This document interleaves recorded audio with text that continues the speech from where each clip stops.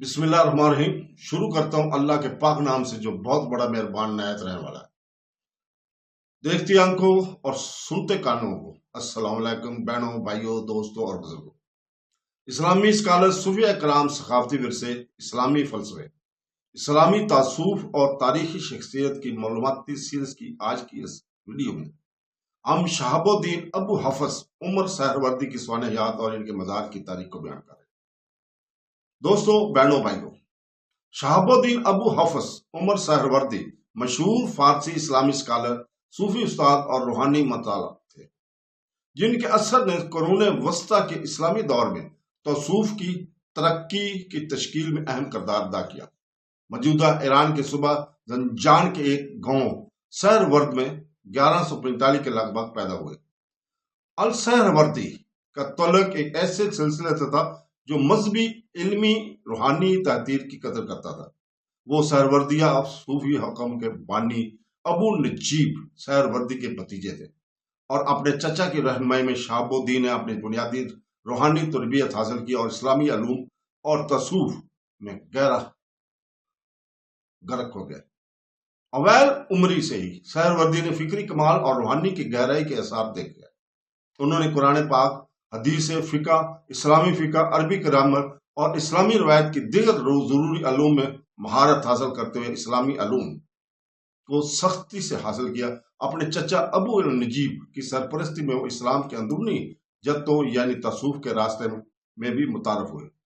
शहाबुद्दीन जल्दी अपने चचा के नामवर शागिर्दों में से एक बन गए और आखिरकार सहरवर्दिया के नज्म को बरकरार रखने और इनकी तौसी की जिम्मेदारी ली, जबकि अबू नजीब अल सहरवर्दी ने सहरवर्दिया हुक्म की बुनियाद रखी। ये शहाबुद्दीन ही थे जिन्होंने इसे बाज़ाब्ता तौर पर तश्कील दिया और इसे मनज़म किया और इसे इस्लामी दुनिया की नुमाया तरीन सूफी अहकामात में से एक बना दिया। उन्होंने पूरे इस्लामी खित्ते में बड़े पैमाने पर सफर किया, बशमूल बगदाद, जो इस वक्त मुस्लिम दुनिया का रूहानी और फिक्री दारुल-हुकूमत था, जहां उन्होंने इल्मी पहचान और रूहानी इख्तियारात दोनों हासिल किए और इनकी करिश्मा साजी, इल्म और तकवा ने बड़ी तादाद में पैरोकारों को अपनी तरफ मुतवज्जो किया। उन्होंने तसूफ को मरकजी धारे में शामिल इस्लामी स्कॉलरशिप के साथ मरबूत करने में अहम किरदार अदा किया।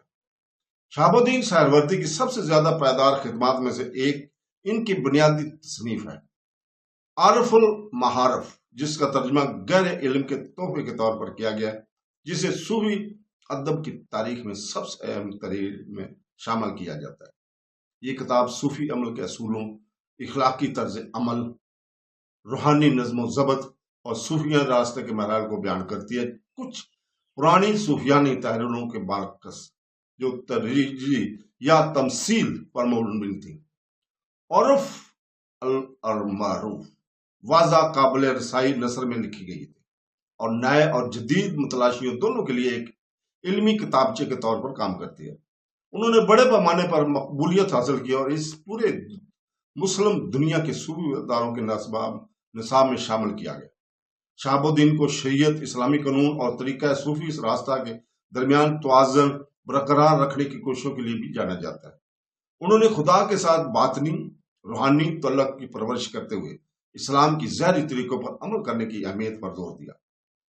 इनके तवाज़ुन के तसूफ को सुन्नी रासकुल अकीदा की वसी फ्रेमवर्क के अंदर फैलने फूलने की इजाज़त दी और अपने दौर में कानूनी स्कॉलर्स और सूफिया के दरमियान तनाव को कम करने में मदद की।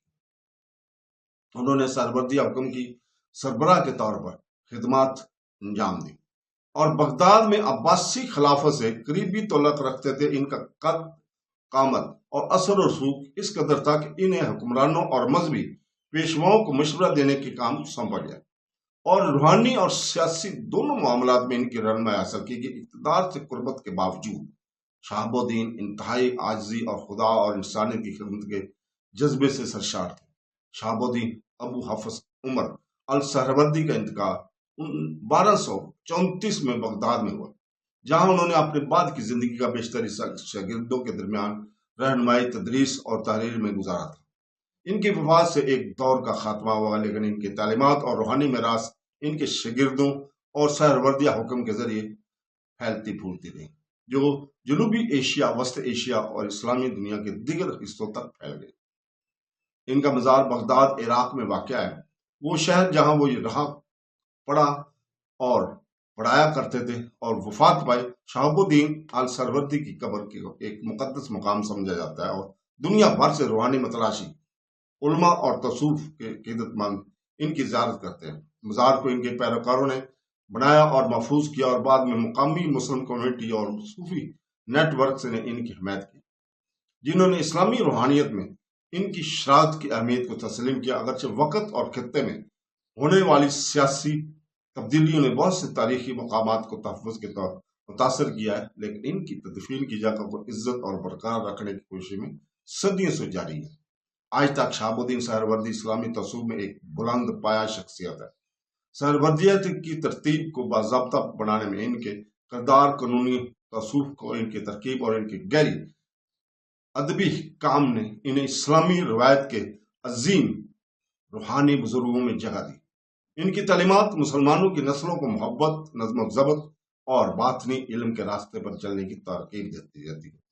تو دوستو، اس کے ساتھ ہی ہم آج اجازت چاہتے ہیں کل تک کے لیے۔ کل ہم انشاءاللہ تعالی شہاب الدین یحییٰ بن حبش سہروردی کی سیرت اور ان کے مزار کی تاریخ کو بیان کریں گے۔ تو دوستو، کل تک کے لیے اجازت، اللہ حافظ۔